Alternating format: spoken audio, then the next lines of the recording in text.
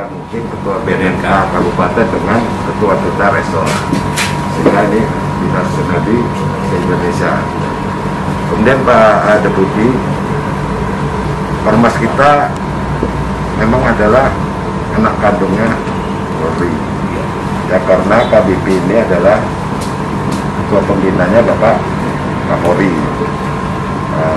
hariannya Kapolbimas, di daerah pembinaan Kapolda, hariannya Dirbimas.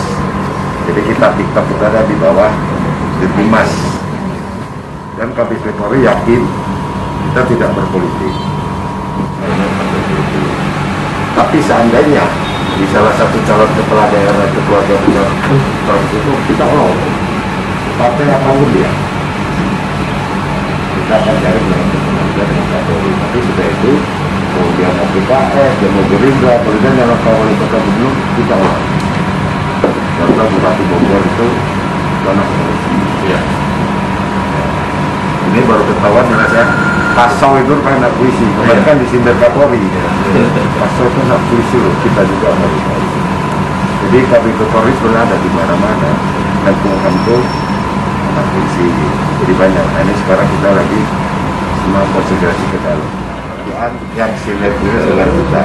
Kalau dari Mas ini mungkin mau ceramah ngumpulin orang-orang, ada KBP Polri. Siap. Kalau udah gitu udah nyambung lah itu pertama kan. Yang kedua, kita MOU kita KBP Polri dengan BNN itu sudah berakhir zamannya Pak Budi Waseso. Itu 700. Jadi PD-PD itu bisa lebih 10 bisa ini. Nah itu bisa dimanfaat di sini, mungkin anggaran sini, ya pesertanya se-Indonesia, mungkin bisa ormas-ormas yang lain, mungkin di lantai 7 bisa berapa orang, tapi peserta se-Indonesia. Itu lebih hemat, lebih ini gitu, hanya tempat sama makan sama hotel sumber. Nah ini tanggal 28 nanti saya libatkan sini. Kita mau mengadakan pelatihan tracer oleh Menteri Kesehatan di Hotel Ambara tanggal 28. Itu hanya 30 orang secara fisik. Tapi peserta kita 800 se-Indonesia. Itu daftar hari ini yang kita jilid hari ini. Itu belum ditambah PP loh ya. Baru itu semua daerah. Ini sangat terima kasih Menteri Kesehatan dan Menteri Kesehatan langsung yang buka dan yang saya ingin menekan. Dan nanti di daerah-daerah diserahkan kepada daerah dengan kanwil. Ini contoh kegiatan kita yang kita laksanakan untuk dari anggaran Menteri Kesehatan, anggaran Menteri Kominfo. Mana tahu dari BNN ada asosiasi se-Indonesia bisa pakai kita, yakin pesertanya di atas 500. Untuk informan itu hanya sebatas pengaduan. Kadang-kadang kartu informan itu salah gunakan. Tapi kalau itu sebagai pemberdayaan masyarakat bisa-bisa aja. Nanti kita indikan apakah ke Dayamas, apakah ke Rantas, silakan. Itu adalah pengaduan kita untuk jaringan sebagai informasi. Itu ada tambahan. Sifatnya itu untuk mensosialisasi. Seperti tadi disampaikan, bahaya narkoba, atau paling tidak kita menjadi informan. Di mana ada narkoba kita lapor aja.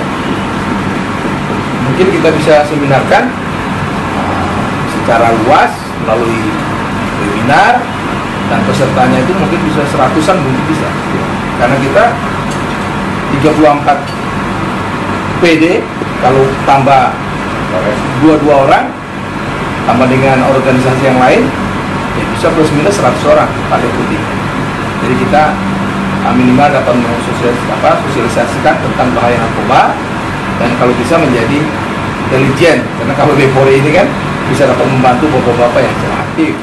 Tidak ada tindak lanjutnya lagi gitu loh. Ada beberapa kali kalau pernah di hotel mana aja, untuk sekali di utara, terus pernah di sini juga.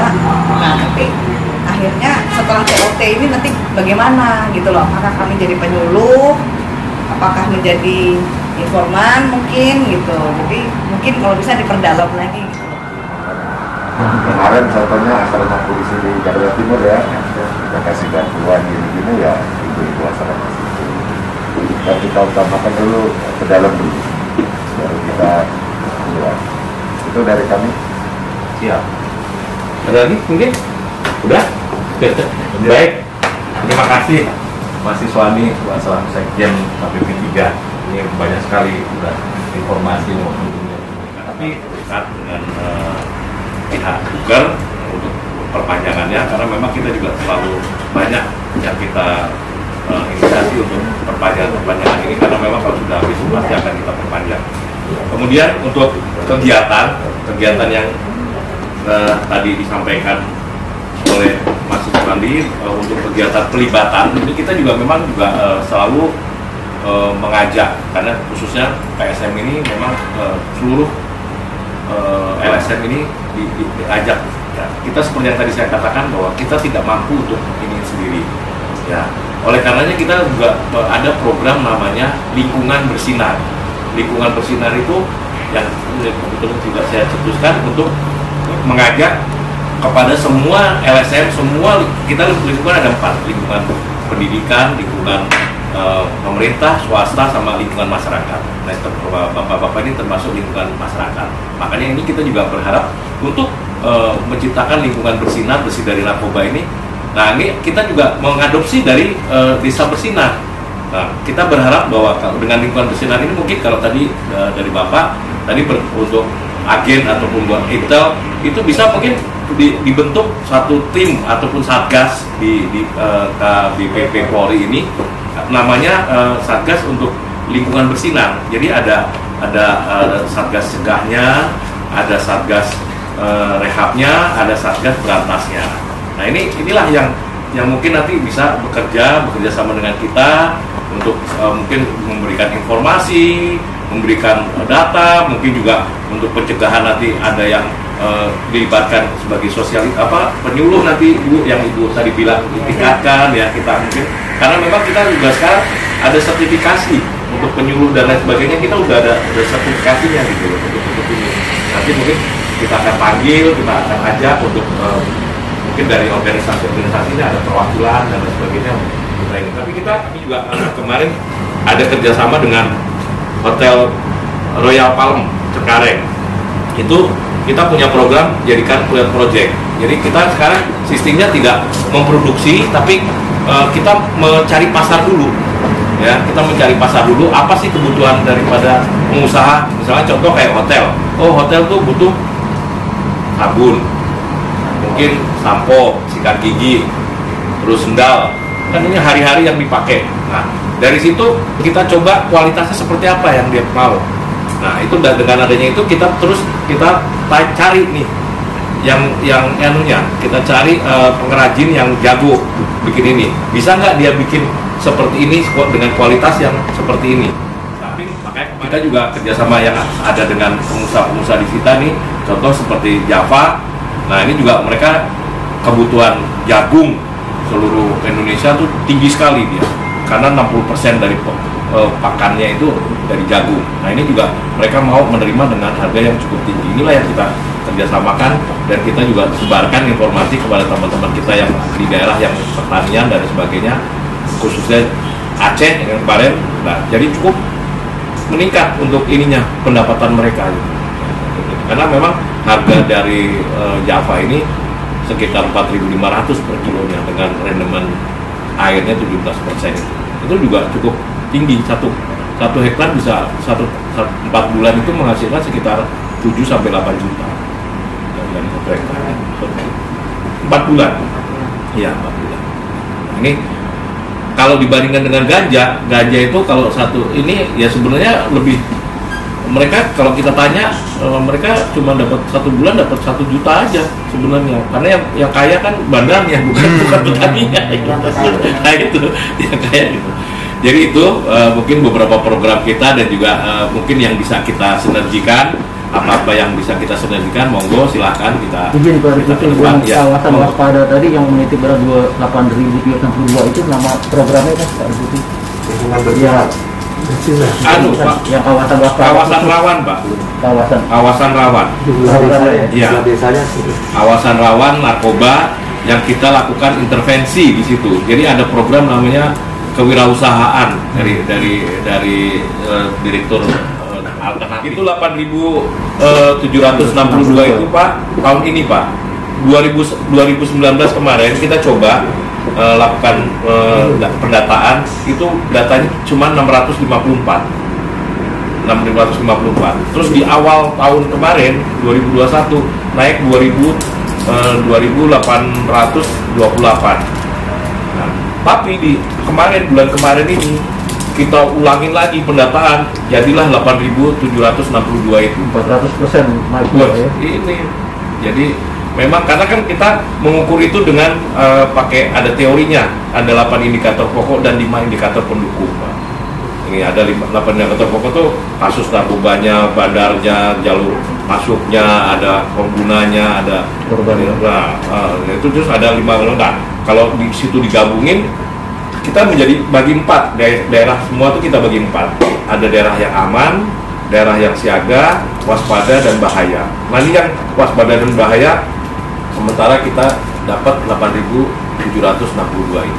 Sementara ini kita belum tahu lagi perkembangannya ke depan bagaimana, karena kan kita kan kebetulan BNNK ini belum seluruh Indonesia ada, Pak.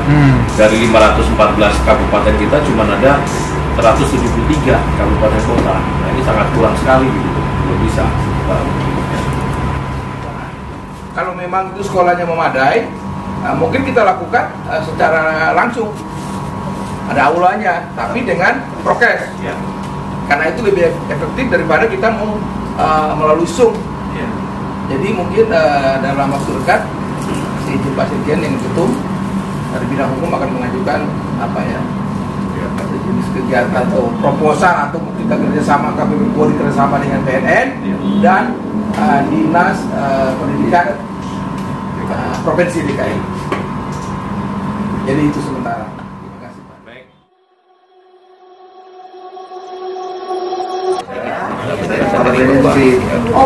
Menyangkut masalah sekarang di contohnya aja untuk di Jakarta 99 Polri yang ada di Jakarta tidak bisa dibilang bersih semuanya. Menyangkut masalah barang-barang baru yang tidak dikenal oleh orang tua, sosialisasi apa yang kami lakukan Bapak? Jadi gini ya, memang sekarang ini posisi tidak ada satu tempat pun yang tidak ada keterlibatan masalah narkoba ya. Memang kita juga sangat memprihatinkan. Apalagi seperti yang tadi saya sampaikan, kita di seluruh Indonesia ada 8.762 daerah, desa, kabupaten yang desa, kelurahan yang rawan narkoba ya. Yang siaga dan sebagainya itu pasti ada para pengguna dan sebagainya. Ya kita memang berusaha semaksimal mungkin untuk mengedukasi kepada masyarakat ya, supaya sekali lagi saya katakan supaya mereka tahu ya bagaimana bahaya daripada penyalahgunaan narkoba itu sendiri. Karena kebanyakan teman-teman kita ini, adik-adik kita ini, mereka tidak tahu. Ya, yang pertama mereka tidak tahu, yang kedua mereka style, gaya hidup ya. Baru dibilang tidak milenial, baru dibilang tidak ikutin tren dan sebagainya. Apalagi contoh kayak rokok gorila sekarang ini, dia nongkrong aja disuruh coba-coba mau.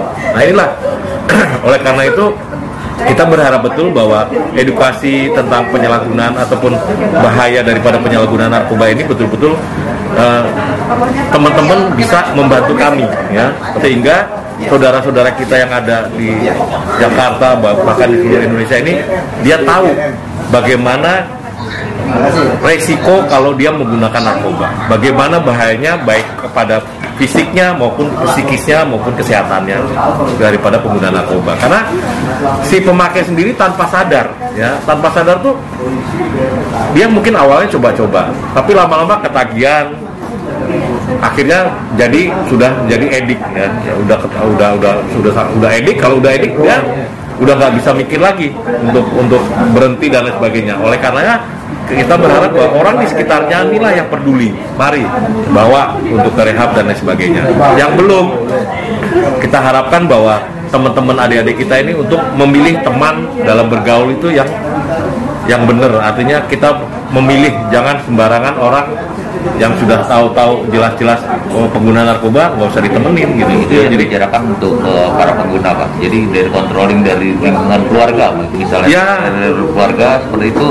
Sementara ibu-ibu atau bapak-bapak kita atau saya pun mungkin tidak tahu jenis-jenisnya, mungkin bisa disosialisasikan dan dampaknya dan mimik muka atau mereka. Jadi gini ya, narkoba itu memang ada yang udah sifatnya umum seperti kayak ganja, sabu, ekstasi, kokain, heroin segala macam itu kan yang udah umum.